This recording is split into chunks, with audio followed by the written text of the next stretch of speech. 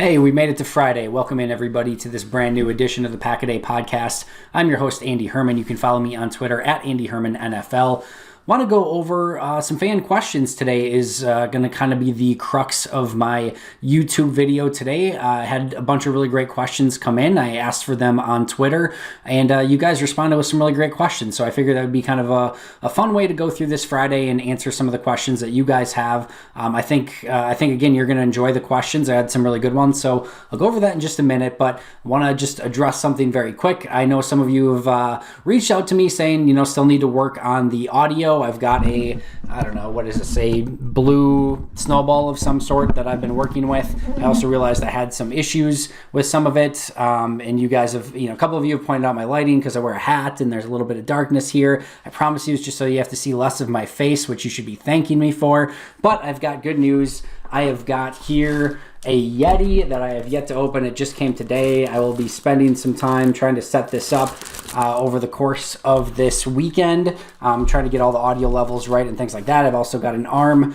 to support it so that it'll be right up to my face so you can hear me in great high def audio. So that's coming. I also have some different lighting things that are coming. I've got two huge lights that are beaming down at me right now, which when I don't have my hat on, I can barely see, which is why I'm probably squinting. And it's probably worth noting that, again, I'm not even 100 episodes into doing this yet. I have no idea what the hell I'm doing. So I appreciate you, one, giving me feedback, and I appreciate you still listening to my voice as it's coming through, I guess, what seemingly is not a good enough microphone, but that'll be fixed. Hopefully it'll be right up to my face so you can hear me better. Hopefully the lighting will get better over time. I did get the background updated. I did get the lighting updated. I'm working on it, I promise. But thanks again for that feedback, and some upgrades are coming hopefully in the very near future. So that is something that you guys can look forward to and hopefully make fun of me less for. No promises there, I'm sure. All right, so let's get into some of the questions. Let's start in Scotland, because why the hell not? At Scotland Packers asks, who is the most improved player so far this year? And I think this is an interesting question. You could go in a variety of different ways. If I'm looking at some of my grades, I think you can make a strong argument for like a Darnell Savage. I thought he really struggled at times last season. We've still seen some hiccups here and there, but he is a much improved player, making far fewer mistakes and making far bigger impact plays this season. Interestingly, I think you could not make an argument that he's the most improved player, but I think you can still make an argument that MVS is improved this season over last season. Still the drop, still some things he needs to improve, but I think he's at least in the conversation. Billy Turner's another interesting one.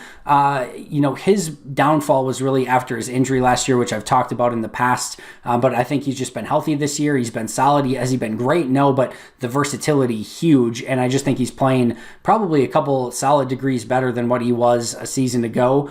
Lucas Patrick, another player who, solid rotational player when you needed him in a pinch or in an emergency, but he's really elevated his game to a real true solid starting guard in this league, where he's going to be in the conversation regardless of who's back next season, in the conversation for a starting role. So he's definitely another player in that conversation, but I think it really comes down to two key players. Interestingly enough, I think you can make a really strong argument that it's Aaron Rodgers. And it's not to say that Rodgers was bad the last couple seasons, but he is at a whole nother level. I mean, the difference between good to really good Aaron Rodgers and MVP Aaron Rodgers is huge, and it's almost immeasurable sometimes. And he's playing at MVP level Aaron Rodgers right now. And when you have MVP Aaron Rodgers, you've got a chance. It's an automatic ticket punch to the playoffs. And you've got a puncher's chance at a Super Bowl every year, regardless. If you had like the 0-16 Detroit Lions with MVP Aaron Rodgers, you're still making the playoffs. I legitimately believe that. If you put Aaron Rodgers, MVP Aaron Rodgers, this year's Aaron Rodgers, on the 0-16 Detroit Lions, I believe that they would have made the playoffs that season. And I think that you have a puncher's chance at winning a Super Bowl anytime he's playing at that level. And over the course of the past few seasons, we haven't seen MVP level Rodgers, and a couple of those years, granted, there were some injuries involved to Aaron Rodgers, but a couple seasons with no playoffs. So I think he is playing at a very, very high level. Again, it's not to take away, as he so eloquently stated, his down years are most quarterbacks' great years, something to that extent. So again, it's not to bash on Aaron Rodgers. I just think he's playing damn good football right now. But if I'm going to go with a final answer, I'm going to go with Bobby Tonyan on this one. I suppose if he's my most improved player, I should get his name right. So Robert Tonyan. But I just think that his difference between really a below average tight end, wasn't a great blocker. I just didn't think he showed the athleticism. It sounds like he was also banged up last season, which could have had something to do with it, but he is healthy. He is a threat at tight end. He is a threat down the field. He is an improved blocker, not a great blocker, but an improved blocker. And I just think the difference between going from really an albatross at tight end and Jimmy Graham, he siphoned 100 catches over the course of the last 2 seasons that probably shouldn't have been going his way in the first place. He was an atrocious blocker, and now you actually have a real legitimate starting tight end who can make an impact. I think that difference is a huge reason why this Packers offense is succeeding the way that it is. You can make an argument for a lot of the players that I mentioned, but I'm going to go Bobby touchdowns. All right, at Go Pack Go Mo, messaged me and said, what practice squad IR rules could be retained? And I think I would like to see all of them retained. So what he's referring to is, some of the, being able to call players up from the practice squad, then put them back down up to 2 times per year. The 16-man practice squad, the ability to take somebody back off of IR after 3 weeks. I love all of it, and I think it just gives teams greater flexibility. I haven't seen any team that's really abused the system and really tried to store up players or things like that. So I think it worked really well, and there's nothing I would like to see change. If you want to talk about player health and player safety and trying to limit snaps, I love all of the changes that they made, and I think it can really make a difference, especially going to a 17-game regular season next year. There's no reason to take back any of these changes, and I hope they all stay. Great question. All right, I should have mentioned as well, the first question was from at Scotland Packers. So that was the official Twitter handle about most improved player. Next one is from at Peter Binney. Any chance Green Bay could move to a different punter? I do. I think that's a legitimate possibility. I think if in the course of the next couple games, if J.K. Scott would really struggle, I think there's a real chance that they could go to a different punter. And I just don't think J.K. Scott's been anywhere near good enough. He's been insanely inconsistent. And the worst thing that you can have is, it's great if he gets a, 4.8 hang time with a 45-yard punt and it's where it's supposed to go, but you have no idea what punt is coming from J.K. Scott at any time. And that's a problem. I think maybe the one saving grace is I'm not sure how much you want to change up the, Hunter Bradley, J.K. Scott, Mason Crosby trio. And the other saving grace is just that this is not the time that you want to be looking for a punter. Anytime you have to look for a punter in season, it's not a great thing. And there's no guarantee that the person you're going to bring in is anything better. So the best case scenario is that J.K. Scott kicks his way out of it, gets out of his funk and finds some level of consistency. But that needs to happen soon. And a couple really bad games from J.K. Scott could legitimately be the end of his time in Green Bay. So everyone, myself included, is hoping that he gets it together and just starts bombing the crap out of the football from here on out. But I don't think that there's a guarantee that he's the punter through the remainder of the season if things don't get improved, or especially if things were to get worse. All right, at Nath Packers, Nath Packers says, best way to get the most out of the safety group.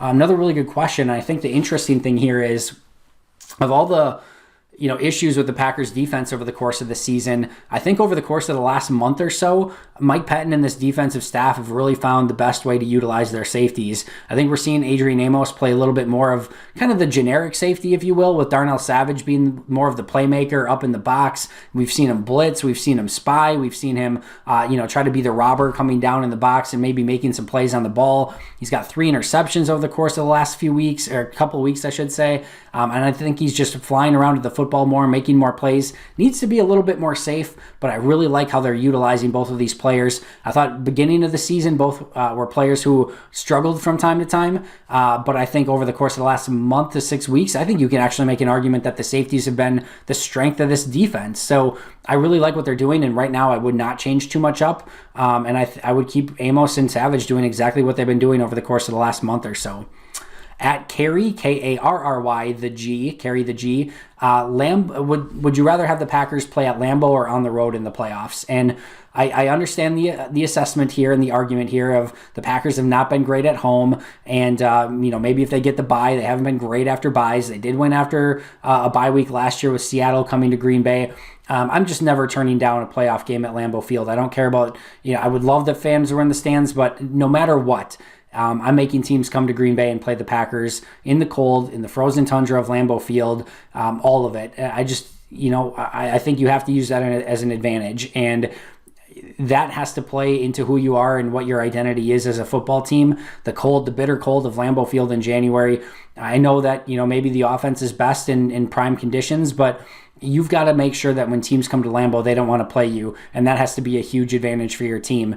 I think it can be. I think it will be, and give me the Packers at home. It's kind of like the similar argument of, are the Packers better with Davante Adams off the field because they haven't lost a game when he's been out over the course of the last 2 seasons?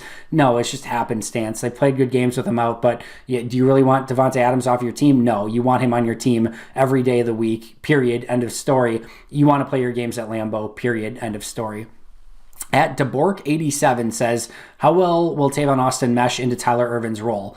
I think it's an interesting question from an apples-to-apples standpoint and what they can bring to the team as a player. I think it's a perfect fit, right? You've got this slot gadget player who's done this his entire career, can return punts, can return kicks. He has the capability of doing all of that. But I do think it's worth noting Green Bay spent a lot of time in the offseason really getting Tyler Ervin in that slot wide receiver role, learning the offense. I think those things could take time. And as I mentioned before, the idea of Tavon Austin is a little bit better than the player Tavon Austin. It's not to say he can't have a positive impact, especially now with Tyler Ervin out. But I do think that there's going to be a learning curve there. And I would caution everyone to not get their expectations too high with Tavon Austin in Green Bay. But I do think it's a really good apples-to-apples comparison for what they can do on the football field if Austin can learn the offense and get up to speed quick enough. What do you do with Raven Green out? My guess is they're going to start with Will Redmond. And sorry, this was from DSLJ30. My guess is they're going to go with Will Redmond and play him in that role. I do think Vernon Scott could get some time potentially there. I think you could see a little bit more of Oren Burks, and I think you'll maybe just see a little bit more of some traditional linebacker sets with maybe Kamal Martin or Chris Barnes getting some more time there as well. I think it's going to be kind of a replacement by committee. I think it's a bigger loss maybe than some people think. I think Raven Green's been playing some really solid football. He had the forced fumble a couple weeks ago. He had a sack this last week. He's playing fast. He's playing aggressive, and he's just bar none the best player on the roster for playing that role. They don't really have a perfect replacement for him. Unlike Tyler Ervin and Tavon Austin, they don't have that perfect replacement for Raven Green. So I think it's going to be a little bit by committee, but I would expect Will Redmond to get first crack at a lot of those snaps. And to be fair, Will Redmond had a really bad game against New Orleans, but outside of that, it's had a pretty darn nice season. So I think he'll get the shot, and I think deservedly so, and hopefully he can make the most of it. All right, I think that's going to do it for me. A lot of great questions. Thank you all so much for posting those. I'll try to do this more often and get some of your questions in and answer them from time to time. Make sure to check out Andrew and Kyle on today's Pack-A-Day podcast on the audio version, wherever you get your favorite podcasts. Make sure to follow the podcast at Pack-A-Day Podcast. Subscribe if you haven't already, both to the audio version and here on YouTube. Check me out tomorrow on YouTube. But until next time, and as always, go Pack Go.